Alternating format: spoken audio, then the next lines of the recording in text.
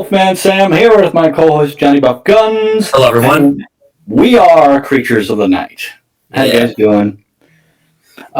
John, you want to start us off? Yes, I will, because, well, even though it's been a while since we've done this podcast, but... It's been a while. Yes, and to start this off, we recently had some tragic losing of Val Kilmer, Gene Hackman, and Michelle Trachtenberg, especially Val Kilmer. Yeah, Val Kilmer very, very recently. I could go on and on about his filmography. Real Genius has always been a real fan favorite of mine. Tombstone, Top That was good. Doors. And for the Doors fans out there, of course, the Doors movie directed by Oliver Stone. Yes, Oliver Stone. Yeah, and he was great in that. He actually gained the weight for that movie, as well as did the Singing Live, which is kind of unheard of for a musical biopic. You don't get a lot of that, but he did it all. It's funny you say that. When after Val Kilmer's passing, I was having a conversation with my father about his movies that he did, but my dad is not like the Doors movie that much. I mean, it's and I'm going off of people who haven't seen it. If you haven't seen it, go. I haven't, so I can't make it. If you're a fan, but if you haven't seen it, the only thing I could say, it's really weird and really trippy, and just kind of goes off a lot about urban legend. There's a lot of things they get wrong about who Jim Morrison was. Like, they amp up the crazy.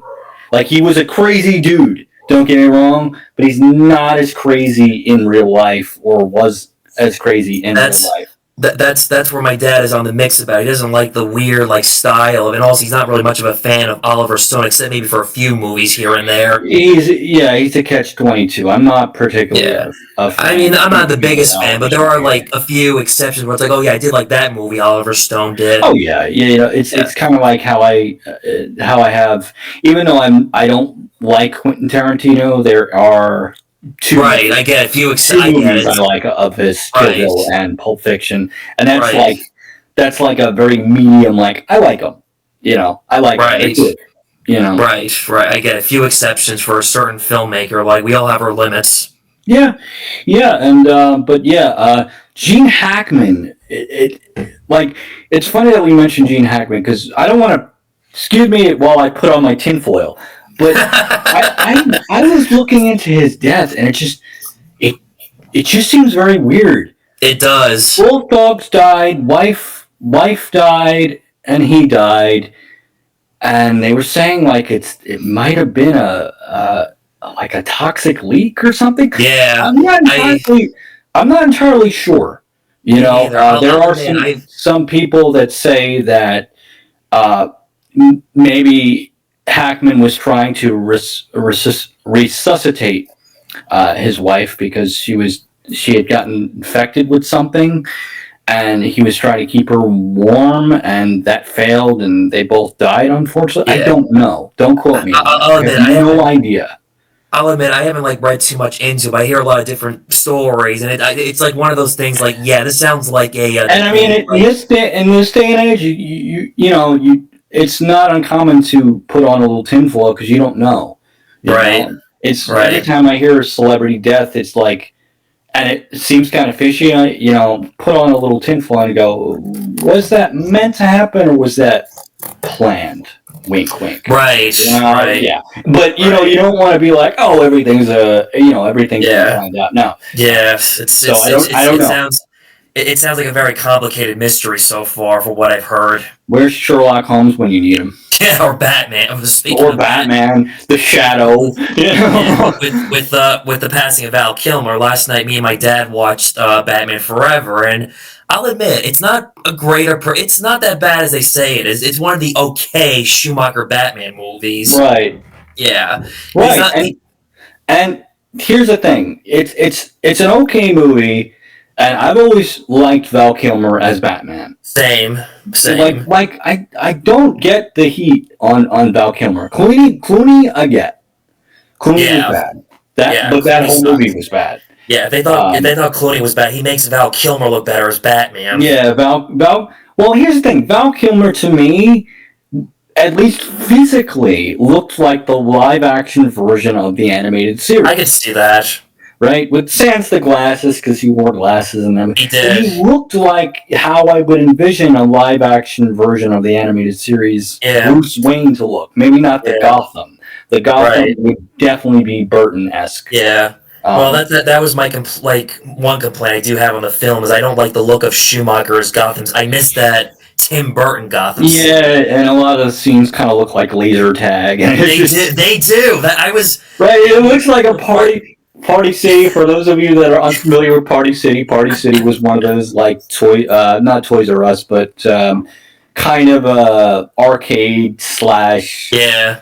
slash ride, like indoor amusement park. I'm not really wording it correctly, but or like one of those places, kind of like a Chuck E. Cheese, but cool. Yeah, exactly. Or like Sports Plus, or if anyone remembers that. Well, I'm just letting the audience know because they might not be familiar with. That's true. Yeah.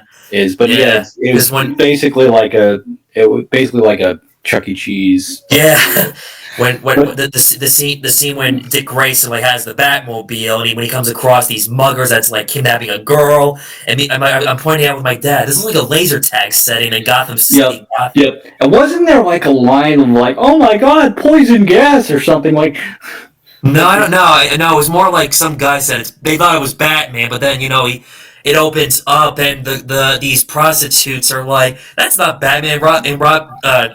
Sorry, Dick Grayson's like, what are you talking about? The girl responds, that's a bad boy. Yeah. Very cartoony. Oh, it was. I don't know. Like there are some things that are enjoyable even about the Schumacher ones. Like I can't get over Arnold Schwarzenegger as Mr. Freeze. Cool, like him and his quote. Come on. It's quotable. He's at least quotable and funny. Where he's like, freeze well, when Arnold Schwarzenegger did Batman, he forgot that this was a Batman movie, not Terminator or any other action film he did. Yeah, like I said, super campy. Yeah. Well, maybe someday we'll get a proper Batman movie done right. I personally think the character needs to take a nice long rest, both in the comics and in the movies. Well, and for fans to want, whether the audience will agree or disagree with me on this one, comic book movies need to take a rest for a while. Yeah, and like I said before, they're unfortunately on their way out. I truly think, and I've said this before on a podcast, and I'm sure anybody that pays attention to the movies are kind of noticing this, that video game movies are really the big giant thing coming out now, and I'm super excited now. John won't get this, but this is kind of for the fans of Silent Hill. At this time, excuse me if I date this episode here, but at this time, they're coming out with a Silent Hill 2 movie. And it's supposedly based on the second game. Now, John, I know you're not a fan of video games. Well, I'm not a fan. I'm not like a video game fan. If I was to ever recommend a video game series to play, Silent Hill. If you're a fan of Jacob's Ladder, I do like Jacob's Ladder. Very, very Western inspired horror and psychological horror. I like psychological. Silent Hill is the series for you. But it's funny you say that. I remember one time, like where I lived, there was like this like crazy like weird fog, and my sister was joking. I guess they made a movie to Silent Hill back in the 2000s. Yes, they did, and it's the new one is supposedly by the same director. And I don't know if you've ever seen the movie. No, I've heard it. It does get pretty close to the first game. They do change things up a bit. But the atmosphere is pretty spot on. But it's funny when she told me about that. I'm thinking, wait a minute, you don't even like horror movies. But maybe that was a time when she was sort of into horror. But I don't know. Horror and video games kind of cross over. So that's the thing. But I always recommend. I did like Until Dawn. That was a good horror game I played. Well, they're making a series of that. I know the movie just doesn't. The trailer's like, this is not what I remember playing in the video game. Yeah, well, welcome to my world, my friend. Welcome to my world. I know. Won't you come on in? I'm criticizing a video game movie, which is very rare of me. Well, that's the thing is like I'm hoping to see some good video game movies. I know the Sonic. I haven't really paid attention to a lot of the Sonic movies, I but don't I know know anything about Sonic has Sonic. been doing very well. I personally want to see a serious Metroid movie, but I know Alien already exists, and basically Metroid takes a lot of inspiration from Alien. But I would love to see an animated version of Metroid done in a very serious kind of style that is in line with the games. I think Right. that would be really, really cool. And I think that would probably get a lot of people that aren't familiar with video games interested too. They'd be like, oh, okay, this is like an animated Alien. Right. Okay. Because I mean, I'm going to get a lot of heat maybe for this. This might be a hot take, but Metroid is basically the video game version of Alien. Now, Gotcha. I'm so glad we're not doing this live because I guarantee the chat will be either like, "Oh, yeah, I kind of agree with you on that," or "You'll take that back," you know. But maybe someday in the future, we'll actually live stream these. But Maybe. pre We'll pre see. recording pre recording does have its advantages. It's a lot True. less True. nerve wracking, and I speak for somebody that streams on Saturdays. Yeah. It can be a little nerve wracking if you have a bunch of people yelling at you, going, yeah. But yeah, Silent Hill.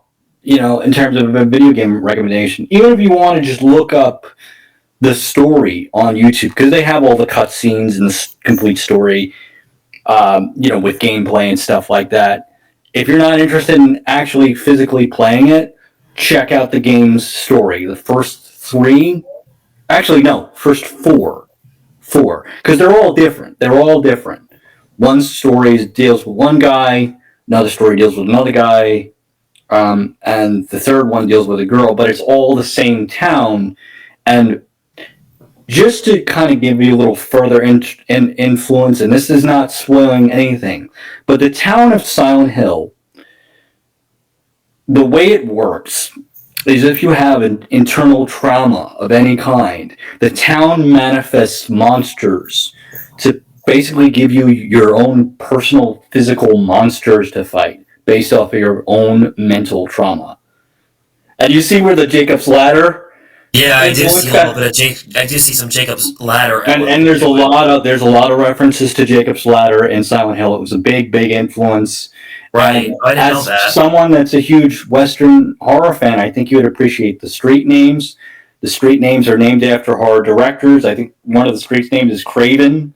As So in there's, I get it. there's Wes a lot Craven. of nods to Western horror, which Yeah. and I love that series. I fell in love with it very recently. It was one of the games I would always hear about back in the day. Only like I would say maybe 2-3 years ago, got to actually play the first four, and it's like, what was I was missing so much. Right. Gotcha. But that's the thing with me. I'm always catching up on things I missed because I No, always have a blind same. But spot. I highly doubt I'll catch up to a certain like Marvel series or movie at this point. Yeah, and it's too bad you're not into anime either, because I would recommend I you. wouldn't say I hate it. I'm just not like the biggest like anime. Like it's funny you say that. I At would my college that recommend I'm you a at, series. at my college that I'm at right now on Thursday after my recent anatomy test, I went to an event at the school and they were talking. Anime was a conversation about like the conversation was like what is like the most thing like you watch out of like a certain like of a movie genre. And I said, I mean, I watch anything, but I do like a lot of horror. But horror is like probably the most thing I watch the Mm, most. Well, especially lately. yeah, I would recommend, if I was to recommend an anime for you, there are two. One is called Black Lagoon. Look for the American dub of that. It's like a crime. It's like a crime series. Right. It shares a lot in common with like Breaking Bad, I like Breaking Bad. and it doesn't really feel very Japanese. It doesn't really feel very anime. There's like two episodes that kind of go into that a little bit, but it doesn't feel like a typical anime. So that one indefinitely. And one I watched very recently that was really, really cool, really weird, but really cool, called Serial Experiments Lane, spelled Lain.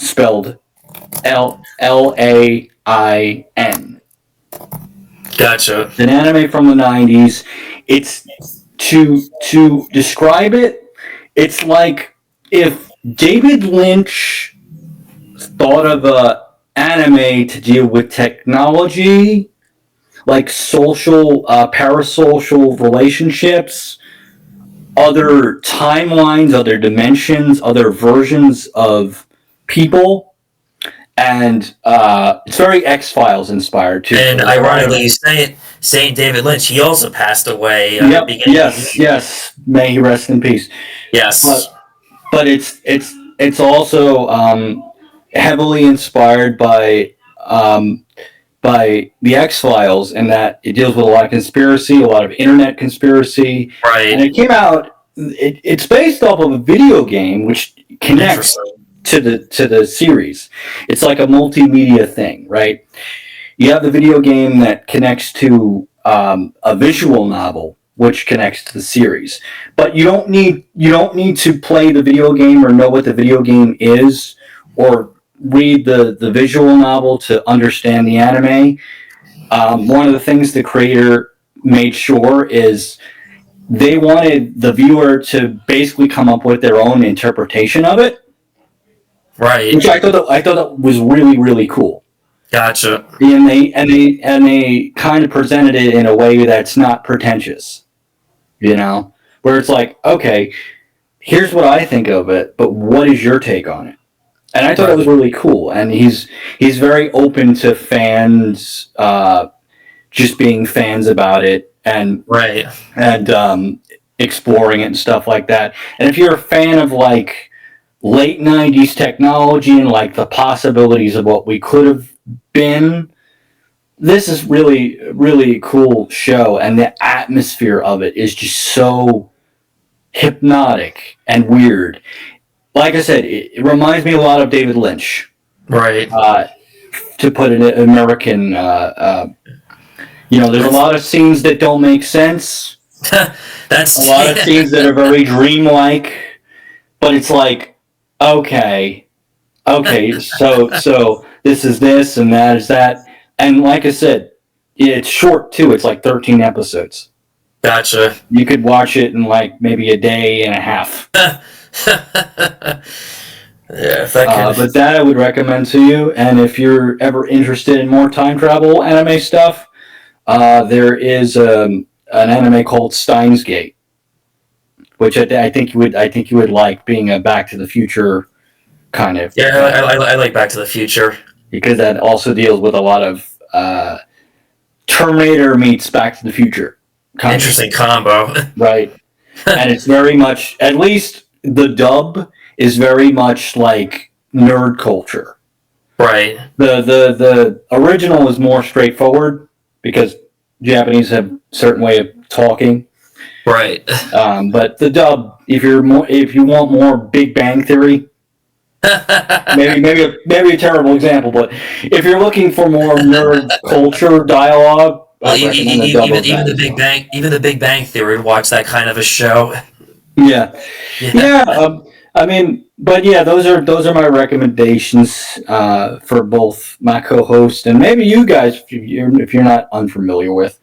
But yeah. Oh, we wanted to talk about Long Legs. Speaking of recommendations, yes, which I saw at the beginning of the year, and I was really amazed and impressed how much I really enjoyed it a lot, and I found it very creepy and scary too.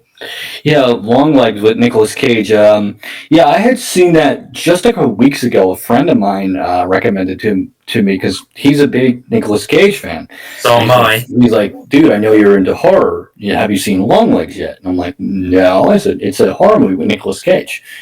And I'm not going to give any spoilers away. I'll just tell you that Nicolas Cage produced it and stars in it as the villain. And it basically has like a like Silence of the Lambs vibe. Means a little bit of like Manhunter, a little A bit. little bit. It does have that vibe to it, and like I Like said, the main, like especially guys, like the you're better main, off going into this blind. like especially like the main character reminds you of that character from Manhunter who's like trying to track down the serial killer. And it's taking over her life. She doesn't have much of a It's social very. life. And the one thing I do like about it, there's a lot of quiet moments. Yeah. I feel like that doesn't really happen a lot in modern horror films. You don't have a lot No. of quiet moments. Everything's all jump scare. You're not allowed to, again, going back to Serial Experiments Lane, that's something the anime does. There's a lot of quiet atmosphere moments where you're kind of soaked in that atmosphere. Yeah. But that's something that Longlegs does very, very well. Yeah. Especially also, she has like there's definitely a sense of like complication that she's not really close with her mother that much that we get the sense of. Yeah, and like I said, the less said about that, the better. Yeah. We're trying not to spoil it for you guys that have not seen it, but go see. It's definitely worth checking. Go see Longlegs for sure. Nicolas Cage definitely over the top, but it definitely works in a way for some reason. Oh yeah, and like I said, he's grown into his own over the years. Yeah. There are some great Nicolas Cage performances. I always go back to one of his earlier works, Wild at Heart. I've never seen that. You should see it. If you're a fan of Natural Born Killers, I've actually never seen that. You should see it. That would actually be a good like double feature. Wild at Heart and Natural Born Killers. Interesting. Be a good double feature for that. It would sound like a Grindhouse movie night for that. Yeah, and it's pretty Grindhouse. But if you like David Lynch, and you're like, what would young Nicolas Cage and David Lynch do together? Wild at Heart. And the soundtrack is full blown thrash metal too. So after the passing of David Lynch, I revisit certain like movies of his, like The Elephant Man. I also revisited I revisited Twin Peaks, but I have to finish it though. I was in the middle of it. Yeah, Twin Peaks. I had to revisit because that's one of my favorite shows. You know what's funny about rewatching Twin Peaks? I haven't seen it since I was 19. It's amazing what, like, okay, maybe I don't remember everything, but I remember still a lot of things that came to mind. There's a lot of just odd things I remember. Oh, just yeah. A lot of odd characteristics. There is, and especially rewatching the show. And guys, if you haven't seen Twin Peaks, go watch Twin Peaks, the original Twin Peaks. Rewatch the show, you can become a little bit more like analytical. There's things you got maybe caught the second time than the first time. Like, for example, like when after Laura's passing, her friend Donna was talking to her mother about how like she has a thing for Jane, but she has that guilt like because her and James were together, and it's like does she feel like Sorry guys, we're getting the spoilers apparently. So I hope that most of you guys have seen this up to this point. If you have not seen it, please ignore. Well, back when the show came out, my parents like watched it like religiously up until like the end of the series. Oh yeah, it had a big cult following. Following. I only started watching it. I want to say like 5-6 years ago. Right. Well, here's sort of a funny story behind my experience with Twin Peaks. Like I said, my parents watched it when it was on cable TV back in the day, and I remember as a little kid, like my mom, like bragging about how great it was. But as a kid, I couldn't watch it because of restriction. It wasn't really the show show. And thinking about the restrictions, a lot of. I remember my dad. And around the early 2000s, when DVDs were coming out and becoming the new thing, my dad bought my mom the entire series for that Christmas around 2000 or 2001, around that time. I don't remember the exact Christmas, but you get the point. And then fast forward a decade later, when I'm finally mature and old enough, where it's like, okay, I can watch whatever I want at this point, no more restrictions. I'm like, okay, let's watch Twin Peaks. What's all this hype that my mom and dad? It's an interesting show. It is an interesting show. But I still don't get certain things about it, though. No, and you're not. And David Lynch is weird in that you're really not meant to get it, or you're like supposed to like interpret it in a certain way. But the funny part is, like rewatching and thinking, this is still a great show, and I'm still invested even after all these. Oh yeah, the characters are unforgettable. The way I don't know who does the majority of the writing, whether it's Lynch or his I don't partner. know. What was his name? Mark Frost or something like that. Like I forget. We're blanking the names of the writers. Sorry, guys. But yeah, the writing of the characters, at least for me, it's not just the atmosphere; it's the characters themselves. They're just unforgettable, That's true. and the dialogue is just so interesting. Yeah. You know. Especially how like they make jokes about how much like Agent Cooper eats so much pie, yet how is he not like Yeah, overweight? and I still want to try their coffee. Yeah. I still, like he keeps talking about the coffee in the show, and I'm like, Right. I want to try the coffee. And also, like, having rewatched the show, like I said, I remember certain things. I remember, like, when I first saw the show, I had, like, I'm not going to spoil who killed Laura Palmer, but I will say I did have my suspects when I first, I made a list of, like, process of elimination, like, who it Right, could have right, been. and then and it's funny because it's And, funny. I started wait, rewatching not it to interrupt you, again. but the funny part is, my mom guessed it right away when it first aired on cable television. That's just luck right there. Wow, Yeah. wow. That is, I don't know how my mom guessed it. I couldn't tell you.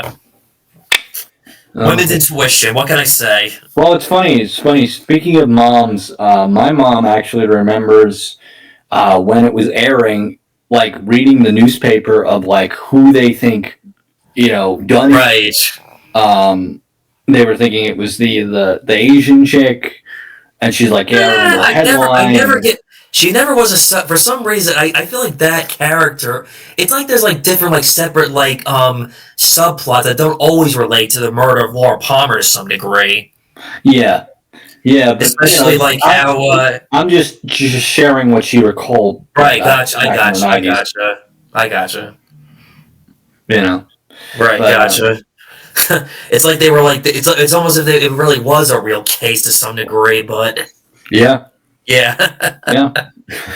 Yeah, definitely. I mean that I had a also cool admit, phenomenon. Even when it came back, the return, I started to hear buzz about that, yeah, and I only I saw like one watched episode of The I Return. watched that, and it didn't leave me satisfied. I won't give anything away about I that, don't. but I only saw one episode of the revival show. I did not know it what to make left of it it. left me unresolved. Let's just Right, put it that way. gotcha.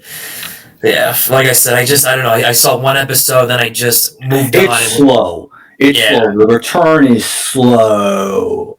yes, And I love the original. I do. same. But the return I can do without. Right, fair enough. I can understand that. Same to having rewatched it. It's like wow. It's like I really appreciate it. I'm still like enjoying this after a decade of not I'm seeing so it. happy I didn't have to wait 20 years to for the follow up. Because Yeah. I watched the return back to back once I was done with Yeah, the original. the movie Fire Walk with Me was okay, but for the time, it didn't have the best audience following at the time, and Yeah, yeah, yeah, exactly. yeah, it's and also I remember reading that David Lynch wanted to do like a trilogy to finish the series, but because Fire Walk with Me was not the biggest hit, he ended up canceling the Right. last two Right. movies he wanted to do. It goes to show you that sometimes, not all the time, but sometimes if you wait too long, you'll never capture that same magic. Yeah, You know, true, it's very true, very true. very few revivals or returns of a classic show or Oh, movie. I You can capture that same magic. with my mom and dad rewatching the show in honor of David Lynch's passing, my dad gave a good point about a good like a little analysis about the character of like Laura Palmer, how like beautiful, popular, but little did they know that she had a dark side, and there was like they did And not that's what know I how love. she had a lot of I love the problems. contrast. Yeah, I love the contrast. basically you can like you can basically like write an essay about Laura Palmer's an analysis Yeah. about her personality and her I demons. also love the setting. I love Twin Peaks. The town as a character because it actually inspired one of my novels. Actually, Interesting. the sequel to one of my novels, which I'm trying to republish, but takes a lot of, at least in terms of the setting, takes a lot of inspiration from places like Twin Peaks, Gotcha. and that it's like that small rural town with Right. diners and stuff. Right, yeah, right, exactly. No, I get.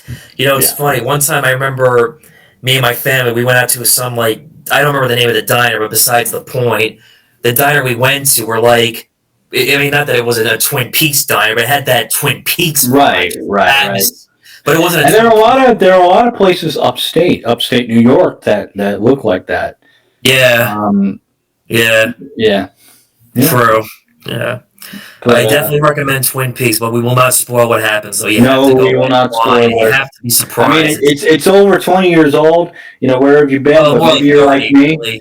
Maybe you're like me. You just have some blind spots with certain things, and that's okay. Yeah, You know, yeah, yeah. But like I said, we rewatch. can't always watch and consume everything. Right. We have our True. blind But having spots. like rewatched it, I'm just amazed at myself. What like okay, maybe I don't remember every detail, but I just remember a lot of things that like you ever like watch something you saw a long time ago, you revisit, you're like, oh yeah, I remember this, I remember that. Just like the light Right. bulbs are clicking. But I will admit, like I don't remember every single detail. There were some moments where it's like, okay, I don't remember this part of Twin Peaks. Yeah. Like I said, blind spots. Yeah, exactly. You Yeah. can't remember everything. No, it's true, Um, it's true. I just remember certain like basic things about a certain character or a certain moment that or especially the dream sequence that Agent Cooper has. I'm like, what yeah. the hell is that? Yeah. The Yeah. first time I saw it, I'm like, what the Weird. hell? I watched it. Like, what is Weird. this? Yep. I feel David like I Lynch. was on acid. David Lynch to a T. David Yeah. Lynch. Is there anything else you want to cover? Oh yes. But speaking of long legs, I saw the movie Heretic with is it Hugh Laurie or Hugh? I always get them confused. Is it Hugh? Wait. I don't know because actually no, we did discuss Nosferatu last time. Oh, Hugh Grant. Yes, no, it's with Hugh Grant. It's basically a movie where you have these two Mormons that are missionaries trying to convert people. They come across this older guy who it's like he wants to convert, but I mean, again, this is not like jump scare. This is like psychological and also like I've a heard. game. I've been It was meaning really to good. I see was it. Yeah. impressed with that. I was just amazed with like the concept. It's like again, we're not that we're trying to like judge religions or anything, but the point is that he was trying to prove his point about do you believe in the religion or are you just told to believe because somebody told you to? I'm like, that's very Yeah. clever. Interesting argument. Yeah, Yeah. oh, it is. And like I said, it's a game show where it's like he's like questioning their faith of what do they really believe, not what someone told them to believe. Right. Yeah, but I don't want to give too much away, but definitely watch Heretic. It was really good, very clever, very smart, and very original. Like, this was better than I. It's one of those things at first you're thinking, but when you watch it, okay, it sounded better than it was. On paper. All right. Yeah, exactly. I'm gonna have to check it out. Yes, I recommend Heretic. It was definitely a good horror film. I enjoyed that. Was better than I expected. For once, the movie was better than the trailer. For once. Yeah, and But I was also amazed that oh man, who knew that Hugh Laurie could play a good psycho? who Yeah, knew? I know. And what's funny is he said when he got this part, he was thrilled. It's like finally, I'm doing something different than playing the leading man in a rom com. Which Yeah. yeah, Yeah. Well, I mean, you got to start somewhere, and true, you true. know, yeah. Yeah, yeah. It's kind of like a Robert Pattinson in the Lighthouse kind of situation. That was a good movie. Yep, I enjoyed that. Oh yeah, but like, after watching it, me and my dad needed a mental break after watching The Yeah, Lighthouse. it's again going back to David Lynch. That movie, I think, was heavily inspired by David Lynch for sure. Well, the same way I felt about Eraserhead when I first saw it, I Oh needed yeah, to take a break. that one, I needed a break from, and Yeah. I've got a pretty strong constitution when it comes to horror movies and stuff like that. But there was something about that movie that kind of shook me. It Yeah, just same. it just didn't rub me right, for Yeah, lack of a better term. right. I totally get it. Totally get it. We all have our limits on certain weird and bizarre stuff. Yeah, I mean there are certain we can make a list of movies we wouldn't watch. I mean movies I wouldn't watch even if you paid me. Requiem for a Dream, but that's just me Well, not. I talked to this librarian at my college. I told her like some good horror movies that I recommended, and I told her that Pearl was great, and Infinity Don't need Pool. to see that, but I will. with Infinity Pool, me and God was good, but I'm like, ease your way into it. Watch Pearl first, then Infinity Pool, because Infinity Pool was another jaw dropping where I needed another mental break Yeah, because you needed a little mental well, vacation. because it was the kind of film I did not know what to expect of it. They say movies can be predictable, not Infinity Pool. Every second, my jaw was like, You're like, what? What happened? right, exactly. Every moment was just not predictable. I just did not expect this or that to happen. So Those this are is the best kind of movies when you don't know where it's going to go. yeah, and it was directed by Brandon Cronenberg, the son of David Cronenberg. I'm saying to Yep. myself, this could be Speaking of this. Cronenberg, I keep telling you to see Tetsuo the I Iron. know I have to see it, but once I'm That's almost another done with like what the college, fuck kind of movie too. right? I'm almost done with the semester. Definitely will watch it when the semester's over for sure. And I think you'd enjoy it, but it's weird. right. But like that could be our generations of David Cronenberg, his son Brandon being the modern Cronenberg. Maybe, Yeah, we'll maybe see. we'll see. Yeah. And also, Maybe. I was very disappointed that The Substance did not win the Oscar. It should have won the Oscar. Yeah, I haven't seen it, so I don't know.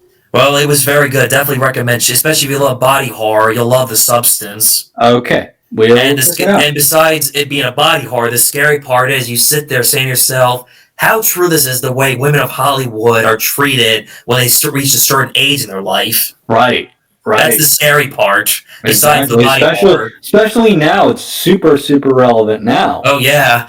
But the funny part is the substance was real. The reason why Mikey Madison won because she's young, she's new, she's fresh, and it's like the substance is real. Right. Yeah. Well. What do they say? Stranger than fiction. Art True.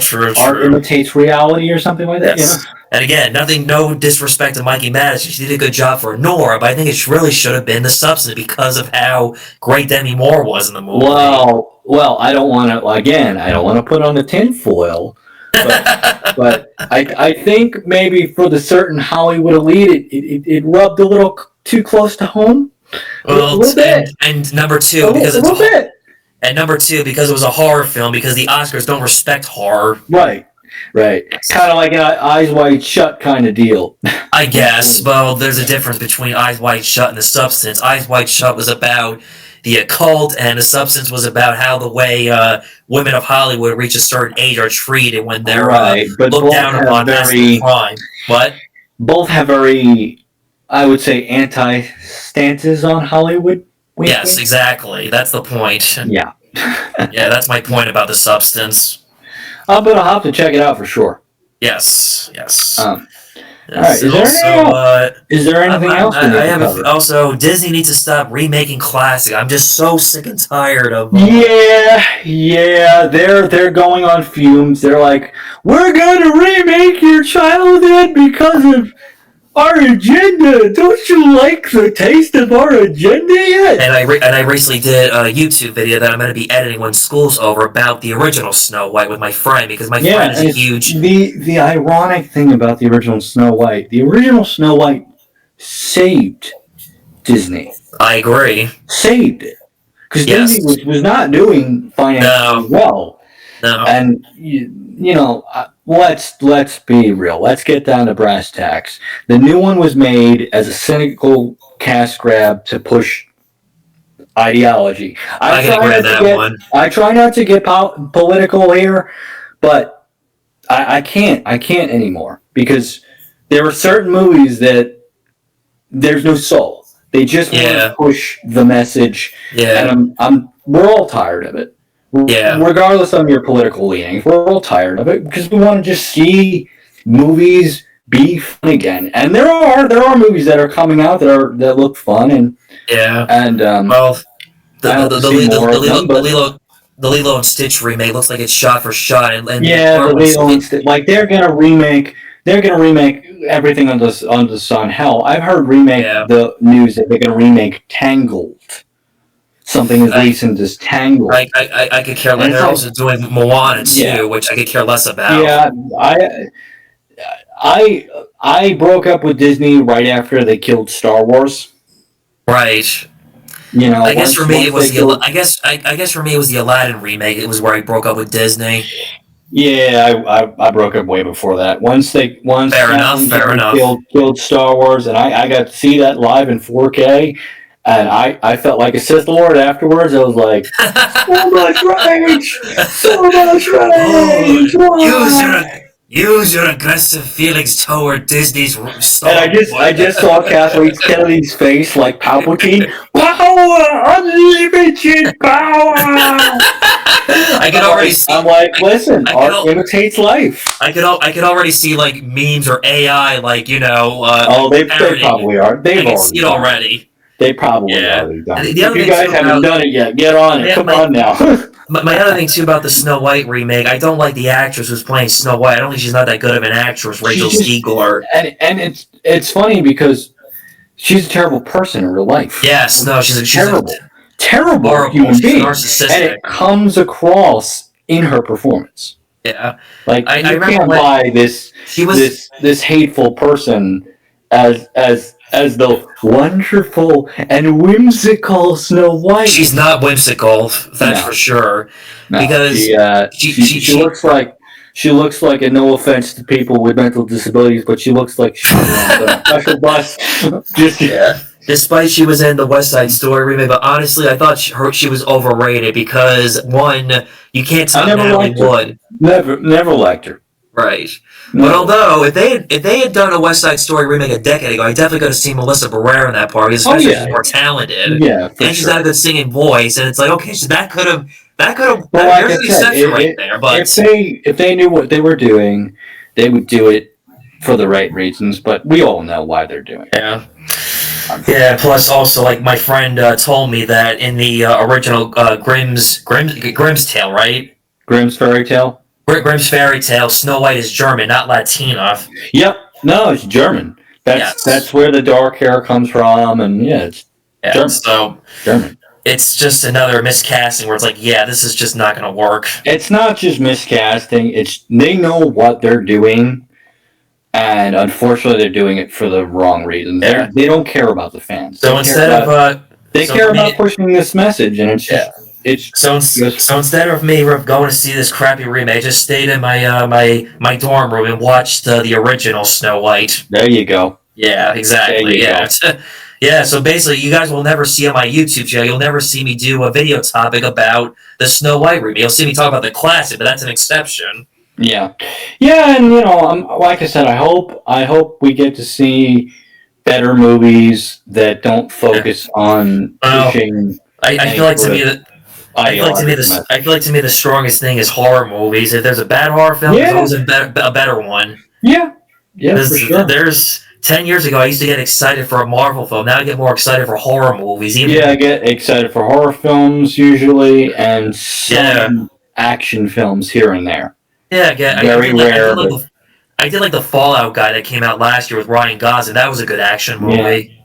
Yeah. Did you see the Roadhouse movie? No, I kind of, but I guess I put it on for my grandfather. I couldn't get into it. I barely get attention. I never seen the original Roadhouse. Yeah, I love the original. But never seen the original remake. Oh, you never seen the original? I've never seen it. Oh, you should. That's a must watch. I'm sure. Well, it's 80s and Patrick Swayze, so it can't go wrong. And Patrick Swayze, and again, music fans, Jeff Healey. Yeah. The late great guitarist Jeff Healey. Yeah. For those of you that don't know, he was a blind guitarist, but he basically could play like Jimi Hendrix on his lap. Right. He was awesome. Yeah.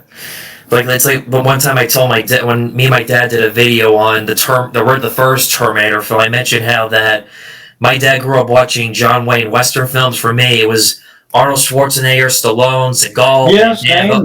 I got a lot of 80s leftovers from my dad. RoboCop, Terminator. Those were my westerns. Yeah. I got into westerns much later.